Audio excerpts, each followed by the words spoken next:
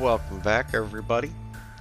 Today we are looking at shaft 6 maintenance. So what I wanted to do was go into an area where I don't like building, and one of them places is definitely the ash heap. I just don't like the ambiance of it, and it's pretty wasteland barren. So I get it, it's Fallout, but I just don't like the ash heap, but it does have some pretty phenomenal pre-existing locations. Now most of this stuff isn't here. Obviously the radio tower's here, that crap off to the right, that's here. The main reason was right there in the background, that wooden structure, that is the pre-existing location that is in question here. It did come with that little pickup truck. Everything else is basically stuff that I had to add into the world. Now, in pre-existing locations, a lot of the times it is just a mother effer to put anything in them. A lot of the places you can't place things on the floor, it ends up on the second floor. It just teleports, or it ends up on the roof. So everything that you want to decorate inside that structure, you have to either put it on a rug, put it on a conduit, or some sort of floor item that provides support for it. Otherwise, it just shoots to the second floor or the roof. It's horrible. I don't recommend it unless you hate yourself, but clearly I hate myself. I wanted to also create this shed off to the right that was more or less an industrial scene. I did kind of cheat. I used one of the vault shelter entrances as part of that structure. We'll see that here in a minute.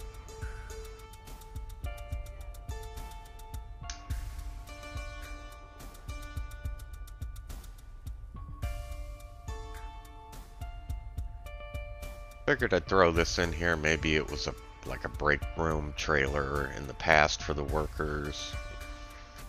This is the vault shelter that I was talking about right there. It kind of has that hopper and then that steel structure right there. I wanted to incorporate that with the building behind it, which is not there in the game. I had to put that in there. But you can glitch your foundations in that concrete pad that hangs off the back of that vault entrance. So this is what I've done. This has all my stash boxes, scrap boxes, the cryo freezer. I have a switch in here to shut off my lighting. If you've seen previous videos, there's some steam coming up. I did go under the map, put chimneys up under there to create that.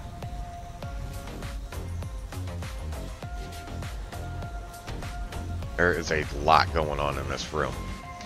Now, again, if you have seen some of my previous stuff, I did a video on how to hide thrasher eggs completely. That's what I used on them generators. Now that Nuka-Cola machine that you see there, my ammo box is actually inside there, and it's interactable, but you have to open the Nuka-Cola door to access it. This was definitely a fun build. I got about halfway through this build and I was ready to scrap it. Not gonna lie, I wasn't liking the way it was coming out, but it started to grow on me. I really enjoy the lore friendly stuff. I mean, it's kind of obvious if you look at my building style. I love lore friendly, and this definitely fit the bill. So let's go inside. We're gonna take a peek around here.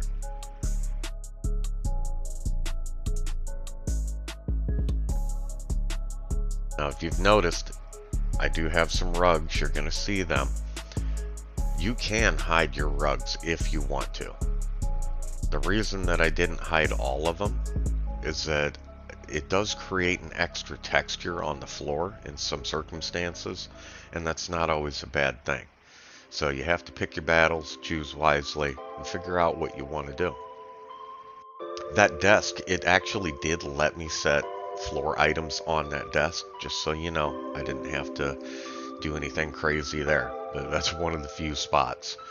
The walls, you can put things on the walls in most places, but they kind of canter off to the left or the right. They don't sit flat, so finding that happy median is difficult sometimes. This is your, obviously the rabbit, and then I have the lizard container. If you tap on that lizard container, he'll crawl under that piece of wood and then go visit the rabbit. It's kind of cute. I hadn't seen anybody do that, and I figured I'd try it. But the animation worked out really good if you get your height right. He actually crawls under the wood and then goes into the rabbit cage.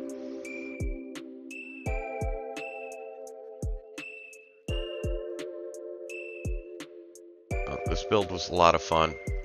This area right here in front of us, in the center of the room, that is affectionately known as my pile of shit, as Cal and Baby like to call it. And, you know, that's exactly what it is. It's a pile of shit. That was the point. So, simple merge right here again. Weapons and armor bench. Nothing crazy, but it looks kind of cluttered. Again, the pile of shit. I like to have crafting tables. I like a fully functioning camp. If you ever walk into one of my camps and you don't see any crafting tables or anything like that, rest assured, they are under the map. There's a symptomatic, you know, somewhere. A lot of times I'll hide them under the surface of the ground somewhere where you can't really see it. And you can, a lot of times you can hide it completely where you can't see it at all, but you can still interact with it if you know where it's at.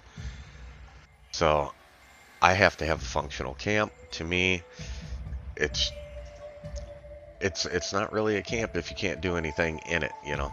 I love that people are out there doing the conceptual art, stuff like that. It's just not my style for a camp. And maybe I will do a camp like that at some point where it's just cosmetic only.